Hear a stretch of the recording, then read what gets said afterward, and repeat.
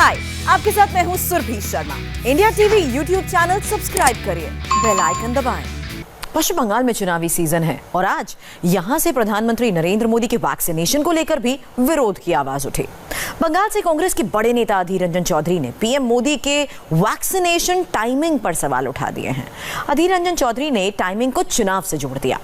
PM Modi आज सुबह बिना किसी प्रोटोकॉल के आम आदमी की तरह वैक्सीन की पहली डोज लेने एम्स गए, लेकिन मोदी विरोधी प्रधानमंत्री के इस सादगी को पचा नहीं पा रहे, राजनीति तलाश रहे हैं।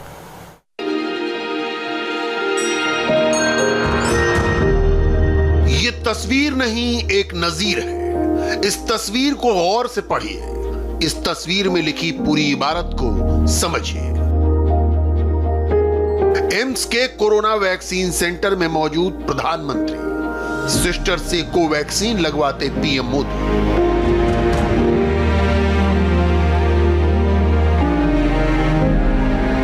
इस एक तस्वीर को पढ़ने के 4 तरीके, 4 आयाम समझिए, 4 डायमेंशन समझिए। पहला आयाम तो यह कि देश में बनी अपनी वैक्सीन को लेकर जो भी शोरगुल था, जो भी भ्रमजाल रचा गया था, मोदी ने उसे एक झटके में चकनाचूर कर दिया। जब 60 साल से ऊपर वालों की बारी आई तो सबसे पहले खुद को टीके के लिए पेश कर। ये आत्मनिर्भर भारत के भरोसे वाली तस्वीर है। प्रधानमंत्री ने आज देश के मन में बड़ा भरोसा जगाया। ये सिर्फ एक टीका नहीं, एक भरोसे पर मुहर है। कोवैक्सीन को लेकर सारे भ्रम दूर हो गए। दूसरा आयाम ये कि पॉलिटिकल एरिना में चल रहा नरेंद्र मोदी विरोधी ट्रायल खत्म हो गया। कम से कम अब देश के दिमाग में ऐसा कोई मुकदमा नहीं। मोदी विरोधी अपनी मुहिम पर तो फिर भी लगे रहेंगे, मगर इस सिंगल डोज ने राहुल गांधी और असदुद्दीन ओवैसी जैसों को लाजवाब कर दिया। यह हमारे देश के वैज्ञानिकों की उपलब्धि थी। इस उपलब्धि को प्रधानमंत्री ने इस एक टीके से एंडोर्स किया।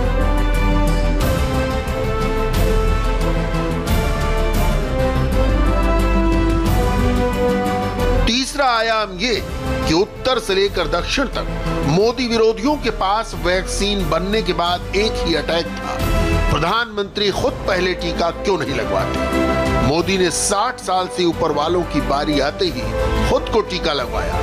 पहला राउंड कोरोना वॉरियर्स का था, उनको कोरोना से जंग लड़नी थी, इसलिए पहले टीका उनके लिए। अब 60 साल की उम्र और गंभीर बीमारियों वाले लोगों की बारी है।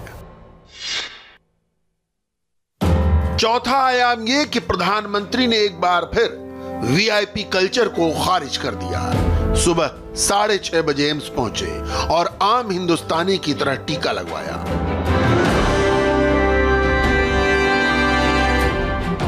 प्रधानमंत्री ने पहले भी कहा था, लाइन तोड़कर वैक्सीनेशन नहीं। सुबह सुबह एम्स पहुंचने के पीछे भी यही विचार था। आम मरीजों को प्रधानमंत्री के सुरक्षा इंतजाम से परेशानी न हो। सिस्टर पी निवेदा और सिस्टर रोजम्मा अनिल सेंटर पर मौजूद थी। पीएम को देखकर असहज न हो, इसलिए उनसे भी हंसी मजाक किया। यहां तक कह गए कि पॉलिटिशियंस की चमड़ी मोटी होती है, उनको वेटनरी इंजेक्शन से टीका लगना चाहिए। आज सुबह पता चला पीएम सर आ रहे वैक्सीनेशन के लिए। मैं वैक्सीनेशन सेंटर में हूँ फिलहाल, तो सर को वैक्सीनेट करने के लिए मुझे बुलाया गया था और इधर आने के बाद पता चला कि सर आ रहे। सर से मिलकर अच्छा लगा, सर ने अच्छी बात की है। सर को भारत बायोटेक की कोवैक्सीन दिया गया है फर्स्ट डोज, अभी 28 डेज में सेकेंड डोज पेंडिंग है। तो और पूछताछ की है सर हम कहाँ से बिलोंग करते वगैरह, बात हुए सर से। और वैक्सीन देने के बाद सर ने बोला लगा भी दिए, पता भी नहीं चला करके। एक बार फिर प्रधानमंत्री नरेंद्र मोदी नायक की तरह सामने आए। भारत बायोटेक की जिस वैक्सीन पर सवाल उठे, प्रधानमंत्री ने भारत बायोटेक की वही कोवैक्सीन लगवाई। इसके बाद प्रधानमंत्री ने जो संदेश दिया वो और भी गौर करने वाला है। एम्स में कोविड-19 वैक्सीन की पहली खुराक ली।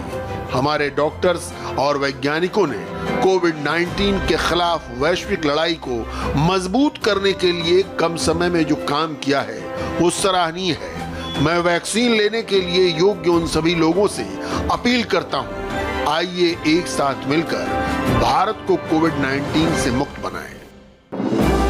प्रधानमंत्री ने न विरोधियों को कोई चैलेंज दिया, न वैक्सीन पर सवाल उठाने वालों को कुछ कहा। एक सामूहिक अपील की, वैक्सीन का मास्टर शॉट ये कि अब कोई नहीं कहेगा कि वैक्सीन गलत है। जो वैक्सीन के संदर्भ में, एक पर्टिकुलर वैक्सीन के संदर्भ में और ओवरऑल वैक्सीनेशन के कंटेक्स्ट में जो थोड़े मुट्ठी भर लोगों के द्वारा जो गलतफहमियां फैलाई जा रही थी, जिसके कारण एक समाज में, एक वर्ग में वैक्सीन हेजिटेंसी जो है उसका एलिमेंट डेवलप हो गया था। मैं समझता हूँ वो सब चीज़ें तो अब जड़ से समाप्त हो जानी चाहिए। प्रधानमंत्री जी ने एक लीडिंग बाय एग्जाम्पल इस तरह का एक आदर्श प्रस्तुत करा। 16 तारीख को सारे देश के लिए लॉन्च किया, अपने लिए वैक्सीन के लिए 1 मार्च तक इंतज़ार किया और वैक्सीन लगाने के समय पे भी वो वैक्सीन जिसके बारे में इतनी सारी गलतफहमियां पैदा की जा रही थी, अपनी स्वदेशी वैक्सीन, भारत में बनी हुई वैक्सीन, जिस वैक्सीन के लिए सारे दुनिया में जो है डिमांड हो रही है। हमारे देश की दोनों वैक्सीन्स जो है वो दुनिया के 28 देशों के अंदर वो भेजी जा चुकी हैं और साथ में जो 1 करोड़ और करीब 35-40 लाख जो health workers, frontline workers in दोनों वैक्सीन्स को लगवा चुके हैं। तो प्रधानमंत्री जी ने बड़ा स्पष्ट संदेश दिया है कि किसी प्रकार की गलतफहमी ना रखें और राजनेताओं को भी उन्होंने बड़ा स्पष्ट संदेश दिया कि राजनेताओं को भी अपनी टर्न का इंतजार करना चाहिए, उनको अपने आप को प्रिविलेज्ड क्लास नहीं समझना चाहिए। देखिए, आज मैं कोई पॉलिटिक्स नहीं करूंगा, लेकिन जो इसको विरोध कर रहे थे कि भाजपा की वैक्सीन है, उनको जरा अपने गिरेबान में झांक कर यह सवाल जरूर पूछना चाहिए कि अगर मेड इन इंडिया वैक्सीन दुनिया के दर्जनों देशों में लोकप्रियता पा रही है, WHO उसका अभिनंदन कर रहा है और मोदी जी की अगुवाई में जो देश को उन्होंने आगे बढ़ाया कोरोना की लड़ाई में, उसकी चर्चा दुनिया में है, तो क्या एक बार वो राजनीति से ऊपर नहीं उठ सकते? बाकी तो चुनाव है ना अभी 4 प्रदेशों का, वहाँ पॉलिटिक्स कर लेंगे। क्या कोरोना पर हम एक नहीं हो सकते क्या उसकी लड़ाई में? ये सवाल मैं जरूर कहना चाहूँगा। प्रधानमंत्री के वैक्सीन लेते ही बाहें चढ़ाए नेताओं की कतार खड़ी हो गई। मराठा छत्रप शरद पवार हो या उड़ीसा के मुख्यमंत्री नवीन पटनायक, सियासत को परे रखकर सबने वैक्सीन लगवाई। बिहार के मुख्यमंत्री नीतीश कुमार तो आज ही 70 साल के हुए और उन्होंने खुद को वैक्सीन ही गिफ्ट की। खुद अपने मंत्रियों और उप मुख्यमंत्रियों के साथ पटना के IGMS पहुंचे।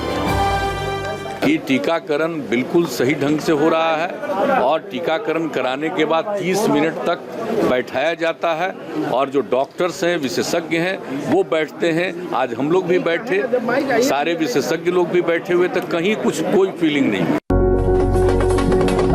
मगर राहुल गांधी की कांग्रेस अब भी प्रधानमंत्री के मास्टर स्ट्रोक की अहमियत समझने को तैयार नहीं।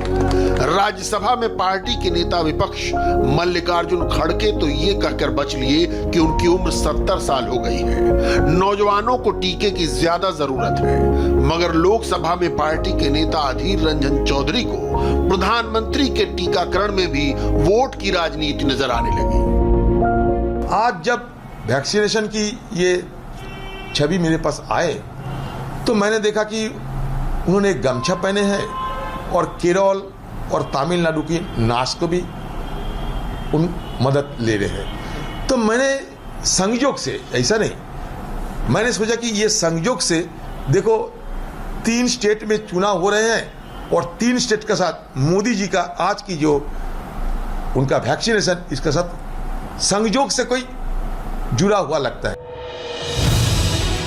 हैदराबाद वाले ओवैसी भाईजान को कुछ नहीं सूझा तो प्रधानमंत्री ने स्वदेशी कोवैक्सीन का ही टीका क्यों लगवाया, इसी की व्याख्या करने लगे। जर्मनी में और उनका जो पब्लिश डेटा है वैक्सीन साइट पर एस्ट्राजेनेका का, वो ये कहता है कि वो वैक्सीन 18 से 64 इयर्स के लोगों के लिए अच्छा है, 64 के ऊपर जो लोगों के लिए उतना इफेक्टिव नहीं है। तो हम मोदी सरकार से पूछना चाहते हैं, क्या ये बात सच है?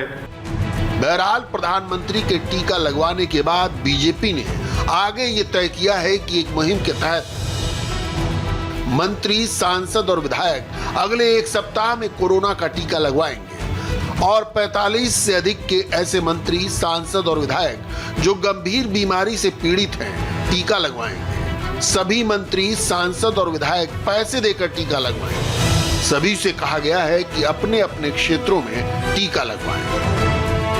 इस मुहिम का ये फायदा तो होगा कि आम लोगों में टीके के प्रति भरोसा जगेगा।